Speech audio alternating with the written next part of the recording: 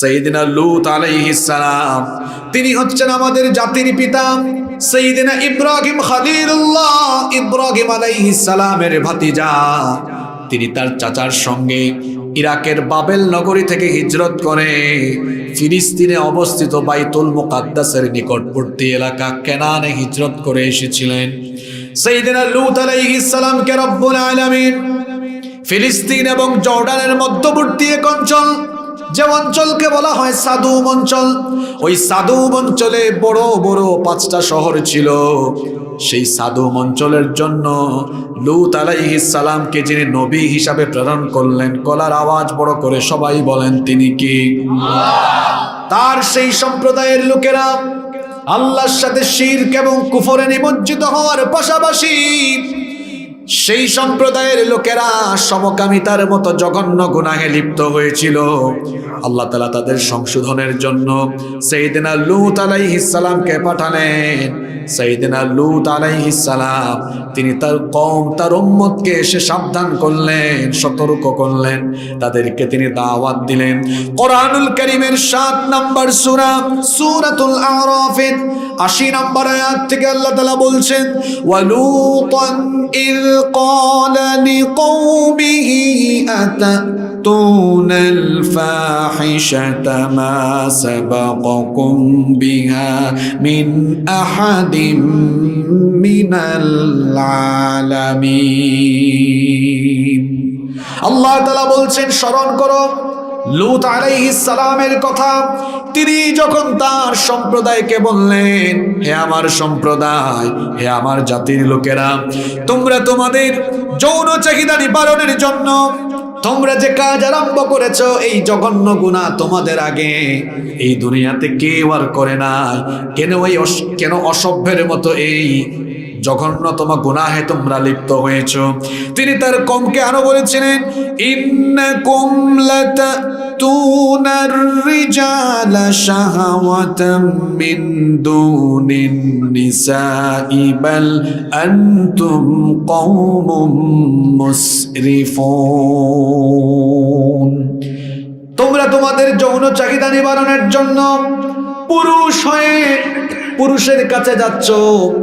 নারীর কাছে যাওয়ার দরকার ছিল, চলে যাচ্ছ পুরুষের কাছে। তোমরা যে ঘৃণ্য কাজ আরম্ভ করেছো, তোমরা সীমা লঙ্ঘনকারী জাতিতে পরিণত হয়েছো। তোমরা আল্লাহর দেওয়া নিয়মের ব্যত্যয় ঘটিয়ে সীমা লঙ্ঘন জাতিতে পরিণত হয়েছো। তোমরা যে কাজ আরম্ভ করেছো, সেই কাজ দুনিয়াতে তোমাদের আগে কেউ করে নাই। সংশোধন হয়ে যাও, আল্লাহকে ভয় করো।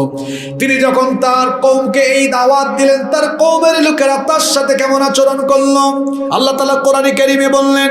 তারা জবাব দিল, ওয়ামা কানা জওয়াবা কওমিহি ইল্লা আন ক্বালু আখরিজুহুম মিন ক্বরয়াতিকুম ইন্নাহুম উনাসুন ইয়াতাতাহহারুন। তারা জবাব দিয়েছিল, এই লূতকে আমাদের এলাকা থেকে বের করে দাও। সে এত পবিত্র মানুষ, এরকম পবিত্র মানুষকে আমরা আমাদের এলাকায় দেখতে চাই না। তাকে আমাদের এলাকা থেকে বের করে দাও। প্রথম বিরোধিতা এলাকা থেকে বের করে দাও, আমাদের এলাকায় সে যেন না থাকে।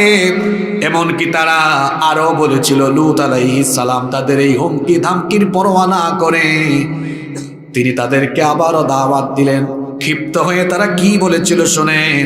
সূরা শুআরার 167 নম্বর আয়াতে আল্লাহ তুলে দিলেন, লা ইল্লাম তানতাহি ইয়া লূত লাতাকুনান্না মিনাল মুখরাজিন। তুমি যদি তোমার এই দাওয়াত বন্ধ না করো, আমাদের এলাকা থেকে তোমাকে বহিষ্কৃত হতে হবে। লূত আলাইহিস সালাম তখন বললেন, আল্লাহকে ভয় করো। তোমরা যে জঘন্য কাজ আরম্ভ করেছো, এই জঘন্য কাজ এটা যদি চলমান রাখো, এতে যদি লিপ্ত থাকো, আল্লাহ তোমাদেরকে গজব দিয়ে ধ্বংস করে দিবেন। বেয়াদব অসভ্য এই জাতি আল্লাহর ভয়ের তোয়াক্কা না করে বেয়াদবিমূলক কথা বলেছিল। কিরকম দাম্ভিকতার সাথে তারা জবাব দিয়েছিল শোনেন।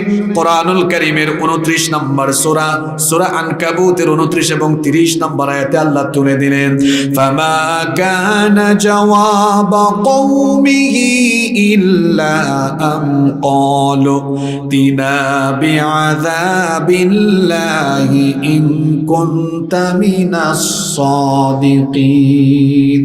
তারা বলেছিল যে আযাবের ভয় আমাদেরকে দেখাচ্ছ, ওই আযাব আমাদের উপরে পাল্লে নিয়ে আসো। নাউজুবিল্লাহ। কেমন বেয়াদব, কেমন সীমা লঙ্ঘনকারী জাতি। তারা যখন এই কথা বলল, সাইয়েদনা লূত আলাইহিস সালাম তখন আল্লাহর কাছে ফরিয়াদ করে বলেছিলেন, রব্বিনসুরনি আলাল কওমিল মুফসিদিন। হে আমাদের রব, হে আমার রব, এই সীমালঙ্ঘন জাতির উপরে তুমি আমাকে সাহায্য করো। আমার দাওয়াতেরা প্রত্যাখ্যান করেছে, এমনকি তোমার আযাবের ভয়ে তারা ভীত হয় নাই, বরং তারা বেয়াদবি করেছে। আল্লাহ তাআলা তখন তার নবীর ফরিয়াদ কবুল করলেন। কোন নবী যদি তার উম্মতের জন্য বদদুয়া করেন, সেটা বরদাস্ত করেন নাকি? আস্তে বলবেন না, জোরে বলেন কি? আল্লাহ তাআলা তখন গজবের সিদ্ধান্ত নিলেন। তবে আল্লাহ কোন জাতিকে ধ্বংস করার আগে আল্লাহ তাআলা শেষবারের মতো সুযোগ দেন। আল্লাহ তাআলা এই অসভ্য জাতিকে ধ্বংস করার আগে তাদেরকেও একটা সুযোগ দিয়েছিলেন। কিভাবে আল্লাহ সুযোগ দিলেন শোনেন। আল্লাহ তাআলা ফেরেশতাদেরকে মানুষের সুরত দিয়ে, সুন্দর কিছু যুবকের আকৃতি দিয়ে আল্লাহ তাআলা এদেরকে পাঠালেন। তারা লূত আলাইহিস সালামের বাড়িতে আসলো। লূত আলাইহিস সালাম তাদেরকে দেখে ঘাবড়ে গেলেন। তিনি অত্যন্ত ভীত বিহ্বল হয়ে গেলেন, কারণ তার জাতির লোকেরা এত খারাপ, এত অসভ্য, এরা পুরুষ হয়ে পুরুষের কাছে চলে যায়। তিনি চিন্তা করলেন, আমার এই বাড়িতে যদি এত সুন্দর সুন্দর যুবকেরা, নওজওয়ানেরা মেহমান হয়ে এসেছে, এটা যদি আমার ওই অসভ্য লোকেরা জানে, আমার জাতির সেই অসভ্য লোকেরা জানলে, এরা আমার এই মেহমানদের উপরে ঝাঁপিয়ে পড়তে পারে, তাদেরকে বেইজ্জত করে দিতে পারে। এই জন্য তিনি অত্যন্ত ভীত বিহ্বল হয়ে গিয়েছিলেন। তিনি বলেছিলেন, সূরা হুদের মধ্যে আল্লাহ কাহিনী তুলে দিয়েছেন। তিনি তখন বলেছিলেন, হাদা ইয়াউমুন নাসিব, আজকের এই দিনটা হলো আমার জন্য সংকটময় একটা দিন। লূত আলাইহিস সালামের স্ত্রী, তিনি কাফের ছিলেন। লূত আলাইহিস সালামের স্ত্রী, তিনি সমকামী ছিলেন না, কিন্তু সমকামীদেরকে সমর্থন করতেন। কথা কি বোঝা যায়? আপনাদেরকে কিচ্ছা শোনানোর জন্য আসি নাই, একটু পরে বুঝবেন যে আজকে এই আয়াত থেকে কেন আলোচনা শুরু হয়েছে। মনোযোগ আছে তো? লূত আলাইহিস সালামের স্ত্রী, তিনি কাফের ছিলেন, সমকামী ছিলেন না, কিন্তু সমকামীদেরকে সমর্থন করতেন। লূত আলাইহিস সালামের বাড়িতে যখন সুন্দর সুন্দর কিছু যুবক, এরা যুবক না ফেরেশতা, সুরত ধরেছে মানুষের সুরত দিয়েছেন কি আল্লাহ? কি চাইলে পারেন না? এই খবর লূত আলাইহিস সালামের স্ত্রী অসভ্য সমকামী এই কাফিরদের কানে কানে পৌঁছে দিল। এই কথা শোনা মাত্রই অসভ্য এই লোকেরা লূত আলাইহিস সালামের বাড়ি ঘেরাও করে ফেললো। লূত আলাইহিস সালাম তখন তাদেরকে বলেছিলেন, ইয়া কওমি হাউলাই বানাতি হুন্না আতহারু লাকুম, আমার মেহমানদের সাথে বেয়াদবি করো না। আমার সম্প্রদায়ে অনেক নারীরা আছে, তারা তোমাদের জন্য পবিত্রা, তাদের কাছে যাও, আমার মেহমানদের সাথে বেয়াদবি করো না। তখন এই অসভ্য সমকামী লোকেরা বলেছিল, আমাদের কি দরকার, আমরা বুঝি, আমাদেরকে জ্ঞান দেওয়া লাগবে না।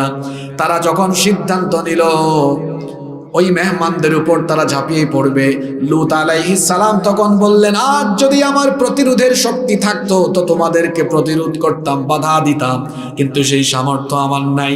ফেরেশতারা তখন আসল তথ্য ফাঁস করে দিলেন। ফেরেশতারা বললেন, হে আল্লাহর নবী লূত, আপনি ঘাবড়ে যাবেন না, আপনি চিন্তিত হবেন না, আপনি আমাদেরকে মানুষের সুরতে দেখছেন, কিন্তু আমরা মানুষ নই, আমরা আল্লাহর পাঠানো ফেরেশতা। আপনি ভয় পাবেন না, এরা আমাদের ধারে কাছেও আসতে পারবে না, আসার আগেই এরা গজবে শেষ হয়ে যাবে। আমাদেরকে আল্লাহ মানুষের সুরত দিয়ে পাঠিয়েছেন, কারণ আল্লাহর দয়া মানুষের উপরে কম না বেশি। আল্লাহ শেষবারের মতো তাদেরকে পরীক্ষা করতে চাইলেন, এই পরীক্ষায় তারা ফেল করেছে। আপনার জন্য সংবাদ হলো, আপনার স্ত্রী ছাড়া বাকিদেরকে নিয়ে আপনি আজকে রাত পোহাবার আগে, ভোর হওয়ার আগে এলাকা থেকে চলে যান, কারণ এই এলাকাকে গজব দিয়ে ধ্বংস করার সিদ্ধান্ত ইতিমধ্যে যিনি গ্রহণ করেছেন তিনি কি? লূত আলাইহিস সালাম ফেরেশতাদের এই কথা শুনে সঙ্গে সঙ্গে তিনি তার স্ত্রীকে বাদ দিয়ে বাকি সদস্যদেরকে নিয়ে ঘর বাড়ি ছেড়ে রওনা করলেন। হিজরতের উদ্দেশ্যে তিনি পথ চলা আরম্ভ করলেন। ফেরেশতারা বললেন, পিছনে তাকাবেন না, এলাকা ছেড়ে চলে যান, কারণ প্রত্যুষেই ভোরবেলা গজব আসবে যার তরফ থেকে তিনি কি? লূত আলাইহিস সালাম তার স্ত্রী ছাড়া অন্যদেরকে নিয়ে রওনা হলেন। ঠিক সকালবেলা গজব চলে আসলো। কেমন গজব শোনেন, সেই জমিনে বসবাসরত সকল সমকামী এবং সমকামীদের মদতদাতা আর তাদেরকে সমর্থনকারী লোকদেরকে আল্লাহ তাআলা জমিনটা উপরে উঠায়া একটা আছাড়ে দিয়ে জমিনের উপরকে নিচে, নিচকে উপরে উঠায়া গোটা জমিনটাকে উল্টায়া দিয়া ওই জনপদকে যিনি ধ্বংস করে দিয়েছেন তিনি কি? কথা শুনতেছেন তো আমার? একটা সেকেন্ড নষ্ট করবেন না, আপনারা আমাকে সহায়তা করেন। এই যে সমকামীরা ধ্বংস হলো, কিন্তু লূত আলাইহিস সালামের স্ত্রী একজন নবীর স্ত্রী, তিনি তো সমকামী ছিলেন না। তিনি শুদ্ধা কেন আল্লাহর গজবে পতিত হলেন? কেন হলেন? কথা বলেন। তাহলে বোঝা গেল, অন্যায় না করে অন্যায়কে সমর্থন দিলে আপনি অন্যায় না করলেও আল্লাহর গজব থেকে বাঁচতে পারবেন না। আজ আসমানের নিচের ওয়াজ আর জমিনের নিচের ওয়াজ নয়, আর 14 কোটি মুসলমানের এই দেশে আসমানের নিচে জমিনের উপরে এই বাংলাদেশের মুসলমানদের ছেলে মেয়েগুলাকে সমকামী বানানোর জন্য ট্রান্সজেন্ডারের মতো বিষাক্ত বিষয় আমাদের ছেলে মেয়েদের স্কুল মাদ্রাসার পাঠ্য বইয়ে ঢুকিয়ে দিয়ে আমাদের পরবর্তী প্রজন্মকে লূত আলাইহিস সালামের অসভ্য উম্মতের মতো চরিত্রহীন লম্পট বদমাশ সমকামী বানানোর অপচেষ্টা চলছে। বরদাস্ত করবে না দেশের মানুষ।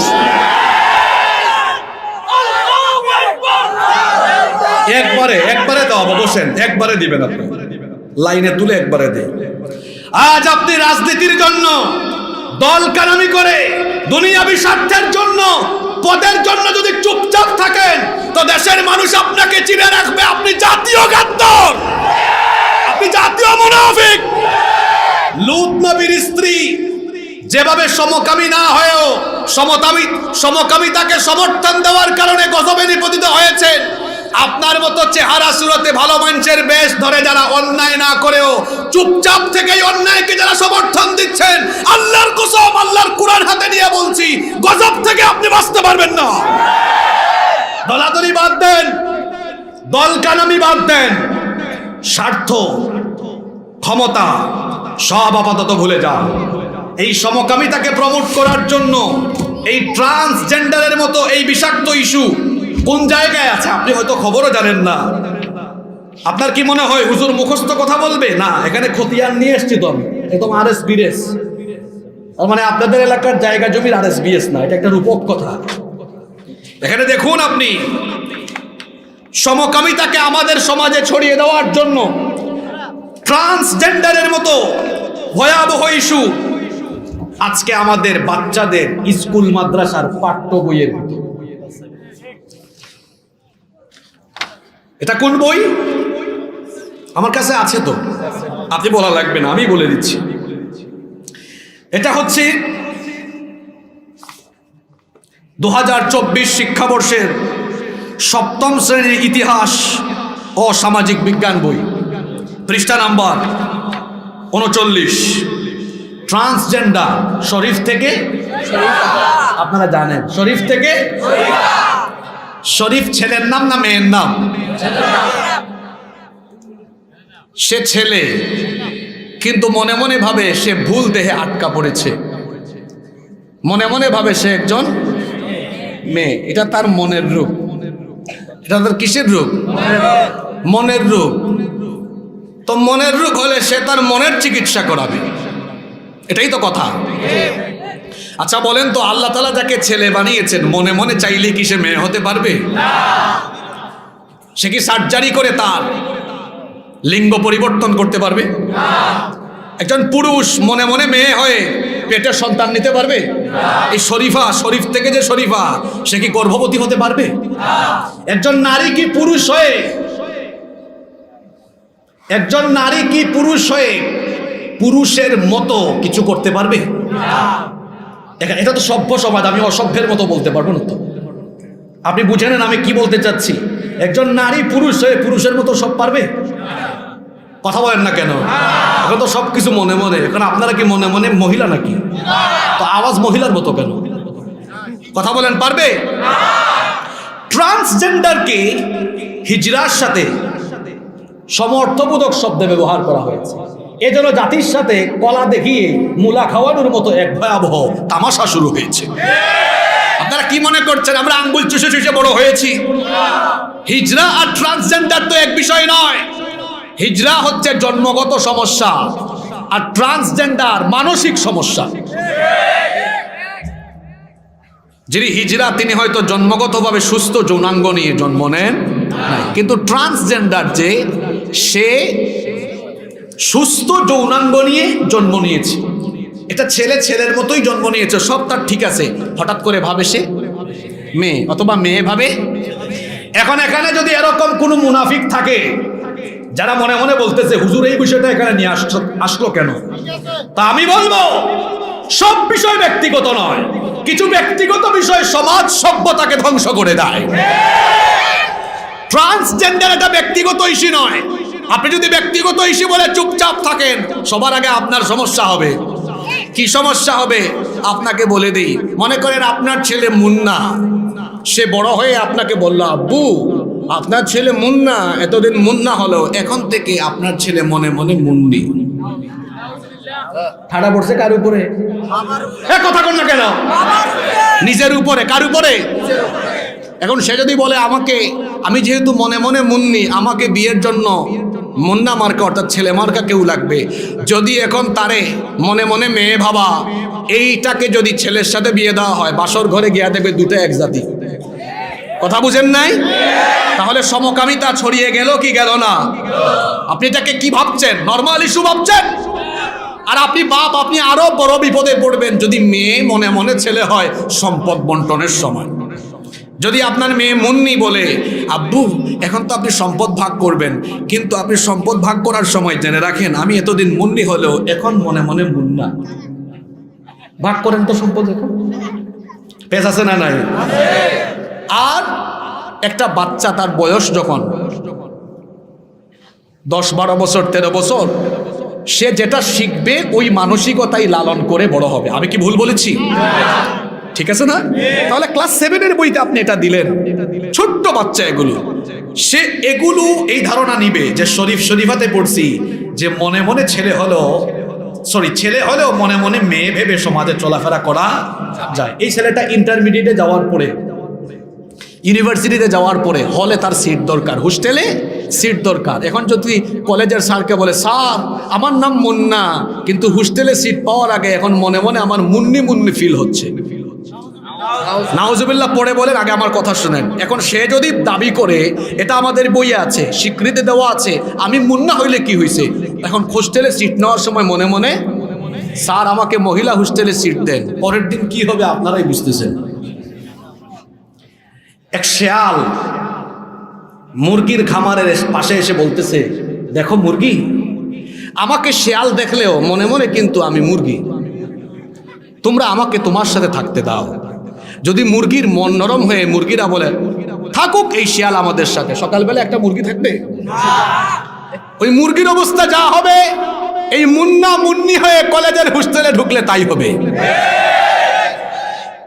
এই ট্রান্সজেন্ডারের মতো বিষাক্ত ইস্যু আমাদের সুনামুনিদের বইয়ের ভেতরে ঢুকিয়ে দিয়ে আমাদের ছেলে মেয়ে, আমাদের নাতি নাতনিদেরকে সমকামী বানিয়ে এই সমাজকে নষ্টের অপচেষ্টা এই জাতিকে রুখে দিতে হবে। যারা এর সমর্থন দেয় তাদেরকেও এই জাতির লোকেরা চিহ্নিত করতে হবে।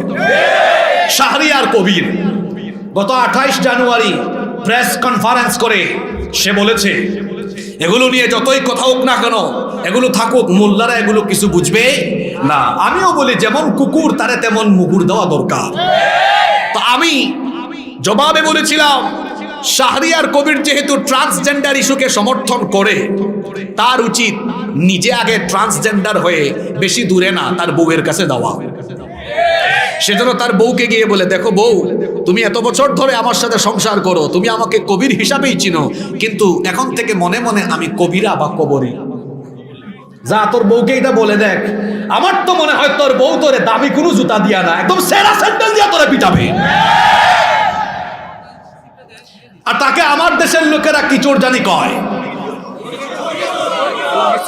এটা আমি বলি নাই, আপনারা বলেছেন, এটা আপনারাও বলেন নাই, বলেছে এদেশে মুক্তিযুদ্ধে অংশগ্রহণকারী এক সেক্টর কমান্ডার।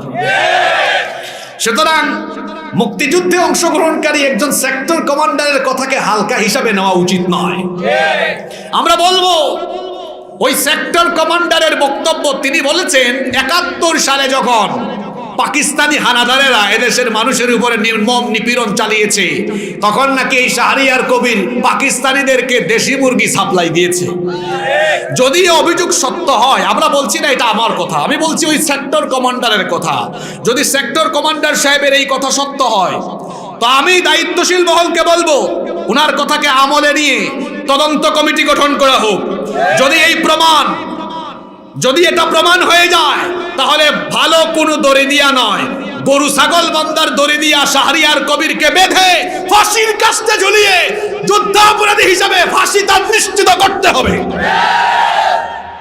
ট্রান্সজেন্ডারকে সমর্থন দিচ্ছে, তুই তোর বউর কাছে যা আগেই পাবি। চিন্তা করেছেন কত বড় লুচ্চামি, কত বড় বদমাইশি। শয়তানও হাসে, আল্লাহ তুমি আমারে কেন যে শয়তান বলা না, আমার চেয়ে বড় বড় শয়তান এই সমাজে বাস করে।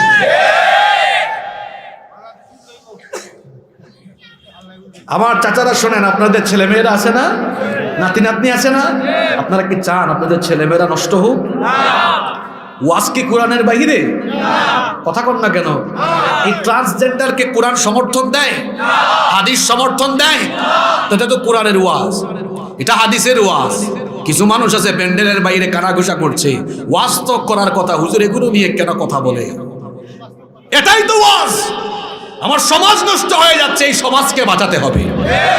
একটা জাতিকে ধ্বংস করে দেওয়ার জন্য অস্ত্র লাগে না, শিক্ষার ভিতরে অশিক্ষা কুশিক্ষা ঢুকাই দিলে একটা জাতি শেষ হয়ে যায়।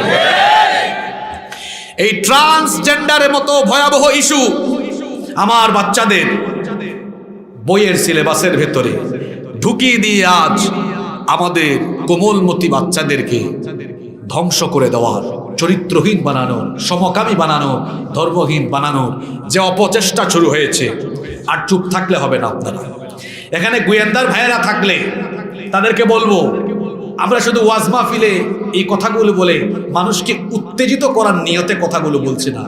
আমরা তো ওয়াজ মাহফিলে কথা বলার আগে সর্বপ্রথম এগুলো প্রতিবেদন বানিয়ে, দেখেন এটা একটা প্রতিবেদন, এটা মন্ত্রণালয় পর্যন্ত পৌঁছে দেওয়া হয়েছে, বোর্ডে দেওয়া হয়েছে, আশ্বাস দেওয়া হয়েছে এগুলো ঠিক হবে। কই ঠিক হওয়ার কোনো নামগন্ধ নাই, আরো লম্বা লম্বা বক্তৃতা করা হচ্ছে। যখন আপনারা সংশোধন করলেন না, তখন আলেমদের দায়িত্ব হয়ে গিয়েছে এগুলো জাতির সামনে ফাঁস করে দিয়ে মানুষকে সচেতন করা। এজন্য এই বিষয়ে দলমত ভুলে যান। কে আওয়ামী লীগ করেন, কে বিএনপি করেন, কে জাতীয় পার্টি করেন, সব ভুলে যান। দলাদলি রাজনীতি এগুলো আমরা শিক্ষা নিয়ে চাই না। কেউ চুপ থাকলে হবে না। শিক্ষার এই অসঙ্গতি নিয়ে আমাদের সন্তানকে বাঁচানোর জন্য ঘরে ঘরে, বাড়িতে বাড়িতে, এলাকায় এলাকায়, স্কুলে কলেজে প্রতিবাদ মুখের আওয়াজ তুলতে হবে। এই শিক্ষা কারিকুলাম বাতিল করতে হবে। যারা টেলিভিশন চ্যানেলে এসে সুন্দর সুন্দর বুলিয়া উড়ায়, আপনাদেরকে বলে এটা আমাদের জাতির ভালোর জন্য আমরা করেছি, আপনারা খোঁজ নিয়ে দেখেন তাদের বাচ্চারা এই দেশে পড়াশোনা করে না, ইউরোপ আমেরিকায় তাদের বাচ্চাদেরকে তারা পড়াশোনা করায়। আর আমাদের বাচ্চাগুলাকে আলু ভর্তা ডিমবাজি। শুধু কি তাই? হ্যাঁ, শুধু কি তাই? আপনাদেরকে আরেকটু দেখাই না আমি, দেখবেন আপনারা হ্যাঁ, এখানে যারা হাসতেছো হাসি বন্ধ করে দেন। আপনার মাথায় কোনো টেনশন আছে না? আপনার ভাই বোন শেষ হয়ে যাচ্ছে, এখন বইয়ের ভিতরে স্কুলে মাদ্রাসায় কি লেখা? এখানে সারেগামা পাধানিসা। আপনার বাচ্চারা সারেগামা পাধানিসা শিখুক, আপনি এটা চান?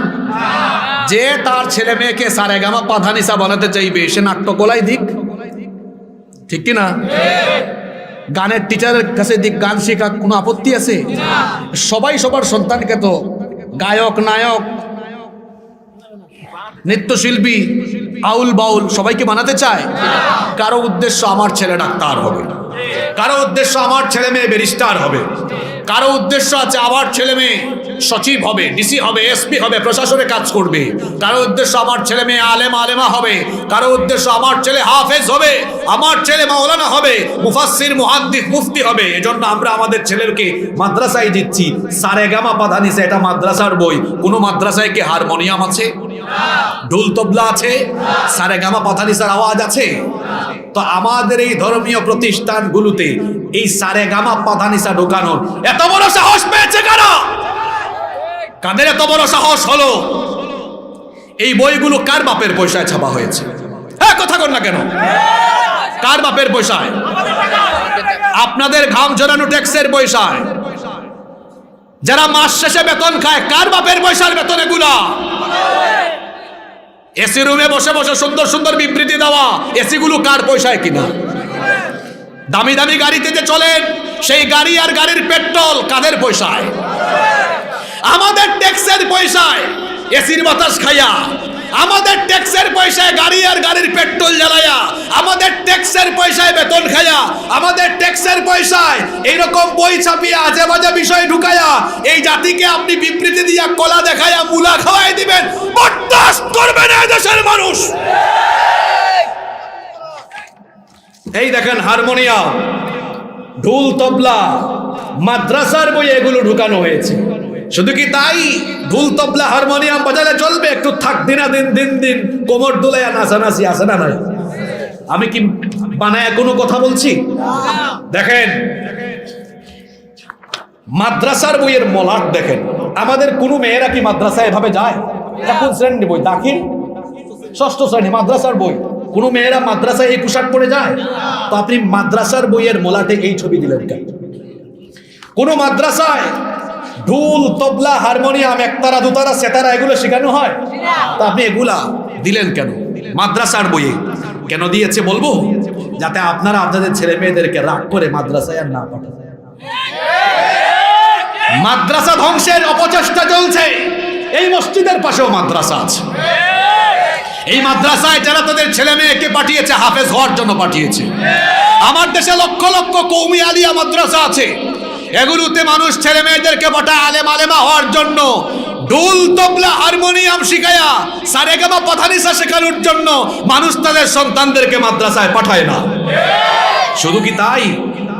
অন্তরা আর ফাহিমের প্রেমের গল্প এখানে। আমার বাচ্চাদেরকে প্রেমিক প্রেমিকা বানানোর দায়িত্ব কি আমরা কাউকে দিয়েছি? হ্যাঁ, শুধু কি এখানেই শেষ? এগুলা আমি বলতে পারবো না। এখানে যে অশ্লীল অশ্লীল শব্দ এগুলো কি বলা যাবে মাহফিলে? দেখেন আপনি দেখুন,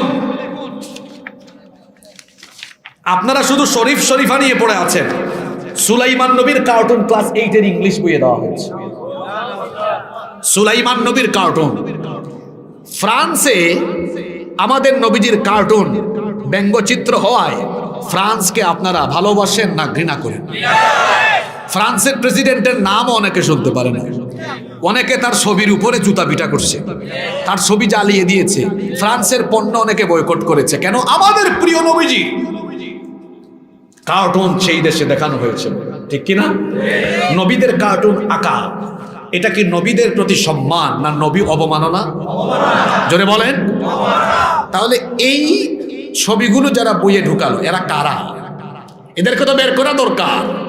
90% মুসলমানের দেশে স্কুলের বইয়ে মাদ্রাসার বইয়ে এই ধরনের কার্টুন এঁকে যারা 90% মুসলমানদের কলিজায় আগুন ধরিয়েছে এদেরকে দৃষ্টান্তমূলক শাস্তির আওতায় আনতে হবে।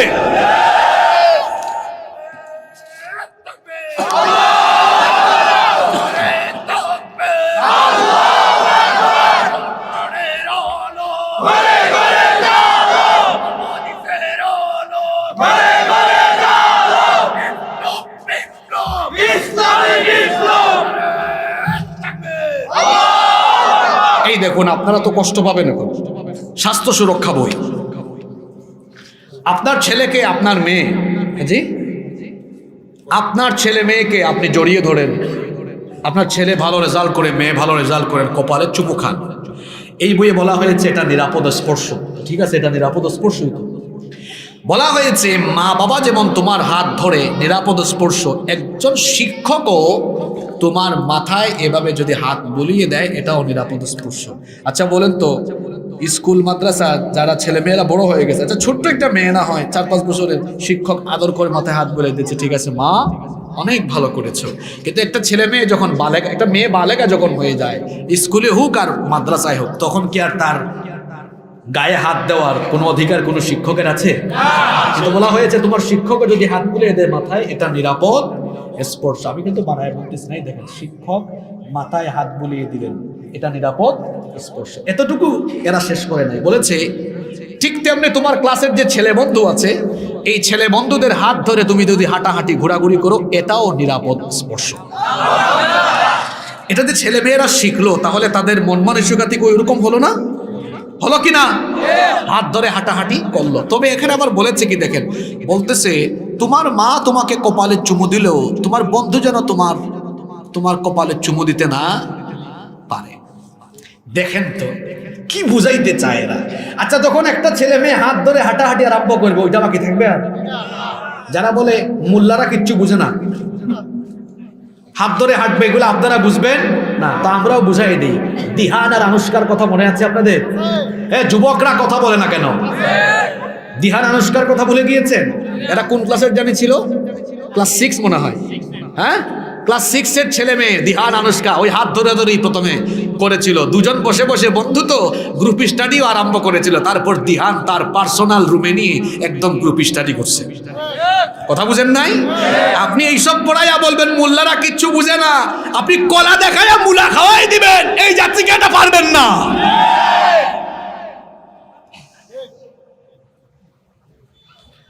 যারা বলে ছেলে এবং মেয়ে হাত ধরে হাঁটাহাঁটি করলে কিছুই হয় না, তো আমি আমার ভাষায় বলি বিপরীত লিঙ্গের প্রতি আকর্ষণ এটা সৃষ্টিগত আল্লাহর দেওয়া, ঠিক কিনা?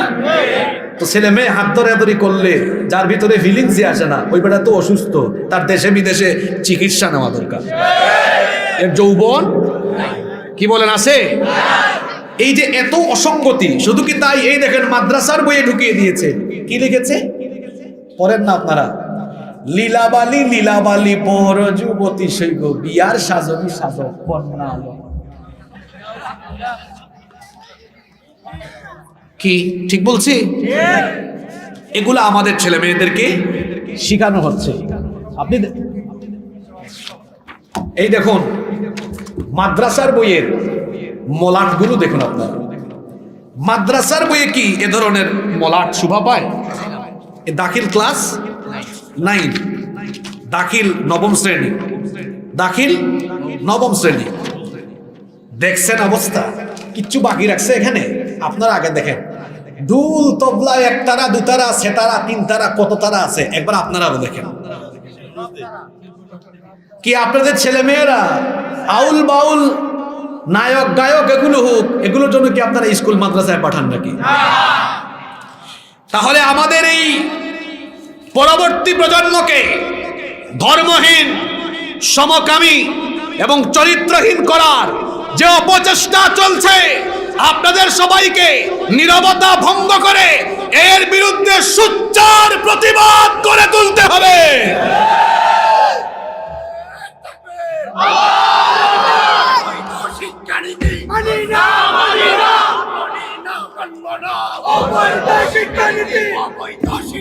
ভাই একটু অপেক্ষা করেন তো, বাকিদের কি হয়েছে আপনারা মানেন নাকি? তো এই ভাই যে এত সুন্দর স্লোগান দেয়, আবার অনেকে হাসাহাসি করে বেহায়ার মতো। একটু শরম লাগে না আপনার? লজ্জা লাগে না আপনার? আপনার ছেলে মেয়ে নষ্ট হয়, ভাই বোন নষ্ট হয়, বেহায়ার মতো মুখ দিয়ে হাসি আসে কেমনে আপনার?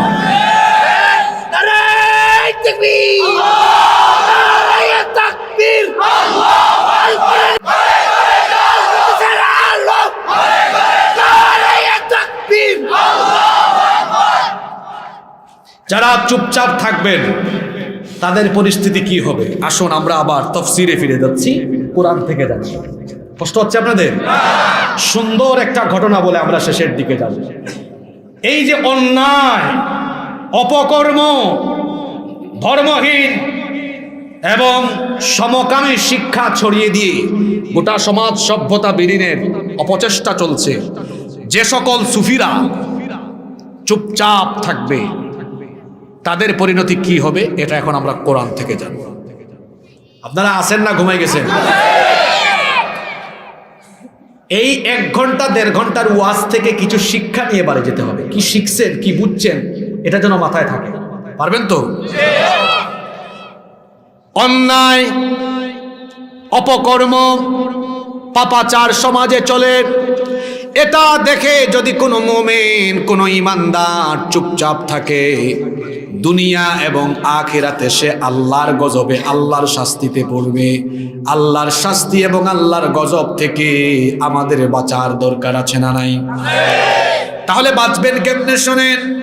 আল্লাহ তাআলা কুরআনুল কারীমের 8 নম্বর সূরা সূরাতুল আনফালের 25 নম্বর আয়াতে বলছেন, واتقوا فتنة لا تصيبن الذين ظلموا منكم خاصة واعلموا أن الله شديد العقاب।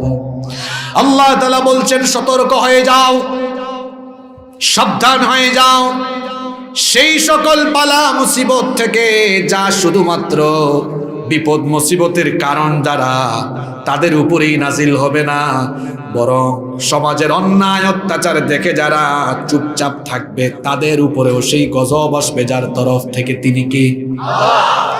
সুন্দর একটা ঘটনা বলবো। সুন্দর একটা ঘটনা বলছি, দাউদ আলাইহিস সালামের সময়কার ঘটনা। দাউদ আলাইহিস সালামের মুজিজা ছিল, দাউদ নবীকে আল্লাহ তাআলা এত সুন্দর ভয়েস, এত সুন্দর কণ্ঠ দিয়েছিলেন, তিনি তার উপরে নাজিল হওয়া জাবুর যখন তেলাওয়াত করতেন, তার তেলাওয়াতের মাধুর্যতায় উড়ন্ত জিনেরা উড়ন্ত অবস্থা বন্ধ করে নদী আর সাগরের মাছেরা কিনারায় উঠে তার তেলাওয়াত শোনার জন্য পাগল পাড়া হয়ে যেত। দাউদ আলাইহিস সালামের সময়ের লোকেরা, তার উম্মতের মানুষ মাছ ধরে জীবিকা নির্বাহ করত। সাগরের তীরে, সাগরের তীর ঘেঁষা অঞ্চল হওয়ায় মাছ ধরে মাছ বিক্রি করে তারা জীবিকা নির্বাহ করত। শনিবারের দিনে মাছ ধরা নিষিদ্ধ ছিল। এই আইনটা কার? আসতে বলবেন না, পুরুষ মানুষের মতো সবাই বলেন, আইনটা কার? শনিবারের দিনে মাছ ধরা নিষিদ্ধ ছিল, কিন্তু আল্লাহর আইন কেউ অমান্য করে দাউদ আলাইহিস সালামের উম্মতের লোকেরা মাছ ধরলো। আর এই মাছ ধরাকে কেন্দ্র করে বনি ইসরাইলের মধ্যে 3 শ্রেণীতে মানুষ ভাগ হয়ে গেল। জোরে বলেন, কয় শ্রেণী? আল্লাহ তাআলা এই ঘটনা কোরআনে কারীমে ইরশাদ করছেন। কোরআনুল কারীমের 2 নম্বর সূরা সূরাতুল বাকারা 65 নম্বর আয়াতে আল্লাহ বলছেন, وَلَقَدْ عَلِمْتُمُ الَّذِينَ اعْتَدَوْا مِنكُمْ فِي السَّبْتِ فَقُلْنَا لَهُمْ كُونُوا قِرَدَةً خَاسِئِينَ। অবশ্যই শনিবারের ঘটনা তোমাদের জানা আছে। এই শনিবারের বিধান লঙ্ঘনকারীদেরকে ধ্বংস করে দিয়েছেন কে? ঘটনাটা মনোযোগ দিয়ে শোনেন। কথায় আছে, শেষ ভালো যার সব ভালো। শনিবারে মাছ ধরা নিষিদ্ধ। শনিবারের দিন সাপ্তাহিক ইবাদতের দিন, ইহুদিদের জন্য ছিল সেটা সেই সময়। এই আইনটা কার? অভিশপ্ত ইহুদিরা চিন্তা করলো, আল্লাহ শনিবারে মাছ ধরা নিষিদ্ধ করেছেন, আমরা শনিবারে মাছ ধরব না। আমরা আইল দিয়ে, আপনারা কুমিল্লায় আইল বুঝেন? বুঝেন না? আইল দিয়ে, বেড়া দিয়ে মাছ আটকায় রাখবো, খাবো না, আটকাবো, ধরবো না। রবিবারে এগুলা মজা করে আটকাই তো ফেলছে মাছ। তাইলে এরা আল্লাহর আদেশ মানলো না অমান্য করলো? এরা প্রথম শ্রেণী যারা আল্লাহর আইন অমান্য করলো। দুই নম্বর শ্রেণীর লোকেরা, এরা মাছ আইল দিয়ে বেড়া দিয়ে আটকায় নাই, এদের সাথে এরা নাই। কিন্তু এই যে লোকগুলো অন্যায় করছে, এই অন্যায় দেখে তারা চুপচাপ বাধা দেয় নাই। এটা আমাদের সমাজের কিছু মানুষের মতো আর কি। এই যে সমাজে এত কিছু, শিক্ষায় অসঙ্গতি, চেহারা সুরত সুন্দর, কাপড় চুপড় বলে সুন্দর, সব জানে, তাও বুবা শয়তান, সব দেখে চুপ আছে না নাই, দেখছে কিন্তু চুপচাপ। আপনাদের কথা কি বলবো, বহু আলিয়া মাদ্রাসার হুজুরও এখনো বেতন আর ঈদ বোনাসের জন্য চুপচাপ কথা বলছে না। তারা সব জানে কিন্তু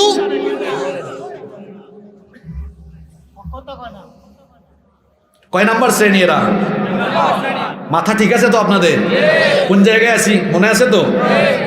3 নম্বর আরেক শ্রেণী, এরাও মাছ ধরাতে নাই, কিন্তু এরা সচেতন।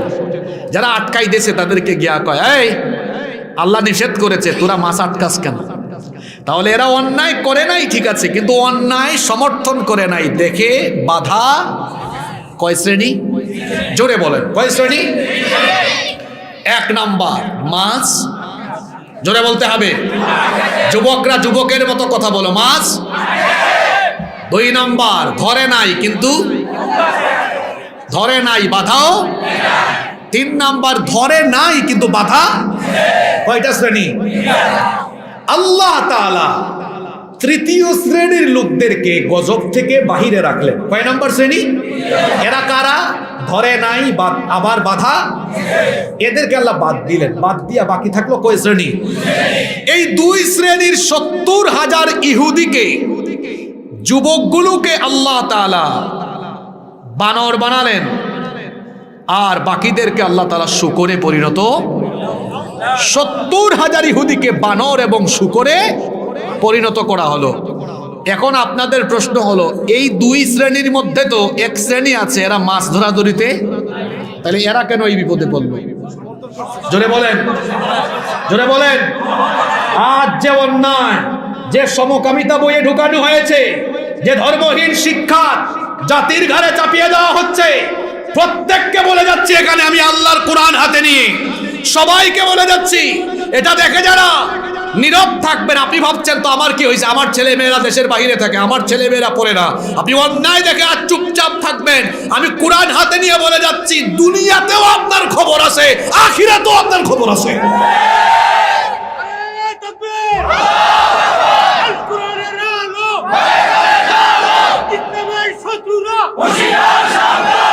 আপনারা কি আল্লাহর গজব থেকে বাঁচতে চান?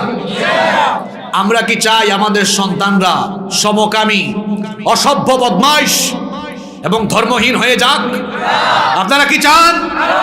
আপনারা কি চান? তাহলে এই ধর্মহীন এবং সমকামী এই শিক্ষার বিরুদ্ধে প্রত্যেকটা মানুষ, হিন্দু, বৌদ্ধ, মুসলিম, খ্রিস্টান, সকল ধর্ম, সকল দলের মানুষের সোচ্চার আওয়াজ তুলতে হবে। দেখেন না, গত বছর ঢুকিয়ে দিয়েছিল বিবর্তনবাদ, মানুষ নাকি ছিল বান্দরের জাত। এখনো শুনেছি ক্লাস 9-এর পরে নাকি এগুলো এখনো নাকি আছে। আমার দেশে জাফর ইকবাল, সে থাকে আমাদের সিলেটে, আমার বাড়ি সিলেটে, জানেন তো আপনারা। বুদ্ধিজীবীর বুদ্ধিজীবী গবেষণা করতে করতে পাইছে মানুষ নাকি বান্দরের জাত। আসলে এরকম লোকদের সাথে তর্ক করে আমাদের এনার্জি লস করা উচিত নয়। আমি শুধু এতটুকু বলেছি, যারা গবেষণা করে পেয়েছো মানুষ বান্দরের জাত, তো ভাই তোমরা মানুষের সমাজে আসো কেন? তোমাদের উচিত পার্বত্য চট্টগ্রামের বান্দরবানে অথবা দক্ষিণাঞ্চলের সুন্দরবনে গিয়ে বান্দর খুঁজে তোমাদের জাতি ভাই বান্দরের সাথে তোমরা বসবাস করো, আমাদের কোনো আপত্তি নাই। তোমরা মানুষের সমাজ ছেড়ে দিয়ে হয় চিড়িয়াখানায় যাও, নইলে বন জঙ্গলে যাও। আমরা মানুষ, মানুষের সমাজে থাকার তোমাদের মতো বান্দরদের কোনো অধিকার নয়। মানুষ মানুষের জাত। মানুষ কিসের জাত? এরকম বান্দ্রামি শিক্ষা, লুচ্চামি শিক্ষা, বদমাইশি শিক্ষা আমাদের পাঠ্য বইয়ে থাকুক, আমরা এটা চাই। এজন্য আজকে বলে যাচ্ছি, সবাই কথা বলুন, সবাই কথা বলুন। আমরা আমাদের পরবর্তী প্রজন্মকে ধ্বংস করে দিতে পারি। আমরা আজকে আলোচনা থেকে কি শিখলাম এটা এখন আমরা 1 মিনিটে বের করব। প্রথমে একজন নবীর উম্মতের আলোচনা ঘটনা কোরআন থেকে বলেছি। সেই নবীর নামটা জানি কি? জোরে বলেন। এই লূত নবীর উম্মতরা কোন গুনাহে লিপ্ত ছিল? সমকামিতা। এই সমকামিতা প্রতিষ্ঠিত হয় ট্রান্সজেন্ডারের মতো ইস্যু দিয়ে। ওইটা আছে কোথায়? আমাদের বাচ্চাদের বইয়ে ভেতরে। এটা যদি থাকে, এটা যদি ছড়িয়ে যায়, সমকামিতা প্রতিষ্ঠিত হবে, আমাদের সমাজ নষ্ট হবে। আপনারা কি চান এই গোবিন্দপুর গ্রামের সমকামী তৈরি হোক? এই বুড়িচঙে থাকুক? এগুলা চান? শিক্ষা যদি জাতির মেরুদণ্ড হয় আর শিক্ষাই যদি মানুষ গড়ার কারিগর হয়, তো এটা কেমন অশিক্ষা কুশিক্ষা? আমরা এমন শিক্ষা চাই না। সর্বশেষ আমরা কোরআন থেকে আরো এক নবীর উম্মতের ঘটনা শুনেছি। নবীর নামটা জানি কি? এই নবীর উম্মত এরা আরেকটা গুনাহ করে ধ্বংস হয়েছে। এদের মধ্যে এক শ্রেণী ছিল অন্যায় করে নাই কিন্তু অন্যায় বাধা দেয় নাই। তাহলে আমরা অন্যায় দেখে বাধা না দিয়ে অন্যায়ের বিরুদ্ধে কথা বলবো, পারবো তো ইনশাআল্লাহ? ইনশাআল্লাহ। জাতির খুব সংকট চলছে, আপনাদের পায়ে ধরে বলে যাচ্ছি, আল্লাহর ওয়াস্তে আপনারা নীরবতা ভঙ্গ করুন। যদি আপনারা নীরব থাকেন, আপনাদের ছেলে মেয়েরা, আপনাদের নাতি নাতনিরা ধ্বংস হয়ে যাবে। পা ধরে বলে যাচ্ছে, আপনারা সচেতন। সময় চলে যাচ্ছে। যদি আপনারা কথা না বলেন, নীরব হয়ে যান, বিশ্বাস করেন ধ্বংস হয়ে যাবে আপনার পরবর্তী প্রজন্ম। যারা আপনাদেরকে বুঝায় তাদের অসুবিধা নাই। আমি তো আগেই বলেছি, খোঁজ নিয়ে দেখেন ওদের বাচ্চারা সব কি মিথ্যা বলেছি? তো খোঁজ নিয়ে গিয়ে দেখেন ওদের সাথে আমাদের চলাফেরা আছে, তো পরিচয় আছে, অনেক কি চিনি জানি। এরকম আমাদের সন্তানদেরকে বাঁচানো দরকার। আমাদের কওমি মাদ্রাসার ভাইদেরকে আমরা বলবো, আপনাদেরকে আমি প্রথমে ধন্যবাদ জানাবো। আপনারা জাতির এই ক্রান্তি লগ্নে আপনারা উদারতার পরিচয় দিয়েছেন। আপনারা এই শিক্ষাক্রম নিয়ে কথা বলছেন শুরু থেকে, আমি ধন্যবাদ জানাচ্ছি আপনাদেরকে। পাশাপাশি আপনাদের কাছে আমি অনুরোধ রাখবো ভাইয়েরা, শুধু বক্তব্য দিয়ে আপনারা আপনাদের দায় এড়াবেন না। আপনারাও মানুষকে সচেতন করুন। কারণ যদি শুধু আলিয়া মাদ্রাসা ধ্বংস হয়, মনে রাখবেন একটা শেষ হলে আরেকটা আসবে। যদি আপনারা এই কথাটা না বুঝেন, তাহলে একটু ইঙ্গিত দিয়ে বুঝিয়ে দেই। এদেশের এক হুজুর ছিলেন, যে হুজুর সমস্ত অন্যায় অপরাধের বিরুদ্ধে বলিষ্ঠ কণ্ঠস্বর ছিলেন। তাকে যখন কবজা করে ফেলা হয়েছে, বাকিরা চুপ ছিলেন। বাকিরা ভেবেছিলেন অসুবিধা নাই, আমাদের কিছু হবে। দেখা গিয়েছে এখন কেউ বাকি। আমি নাম বললাম না, ইঙ্গিত দিয়ে গেলাম। আজ যদি আপনারা কিছুদিন বক্তব্য দিয়ে চুপচাপ হয়ে যান, আমাদের দর্শে নিজামির উপরেও পরবর্তীতে হাত দেওয়া হবে। যারা আওয়ামী লীগ করেন, যারা বিএনপি করেন, যারা জাতীয় পার্টি, যে যে দল করেন, সব ভুলে যান। আপনি আওয়ামী লীগ করেন তো কি হয়েছে? আপনার ছেলে মুন্না মুন্নি হয়ে যায়, আপনার মেয়ে মুন্নি মুন্না হয়ে যায়, কি আপনি চান নাকি এটা? তো যদি ভালো বুঝেন তো সব আপনি বন্ধ করেন আর বলেন আমরা শিক্ষা নিয়ে কোনো রাজনীতি চাই। আমার কথায় কেউ যদি কষ্ট পেয়ে যান, আল্লাহর ওয়াস্তে আমাকে মাফ করে দিবেন। আমি আমার ব্যক্তির স্বার্থে কোনো কথা বলিনি, সব আল্লাহর দ্বীনের স্বার্থে কথাগুলো বলছি। আল্লাহ আমাদের সবাইকে বুঝার তৌফিক দিন। আপনারা খুব ভদ্র মানুষ, আমার মনে থাকবে আপনাদের কথা।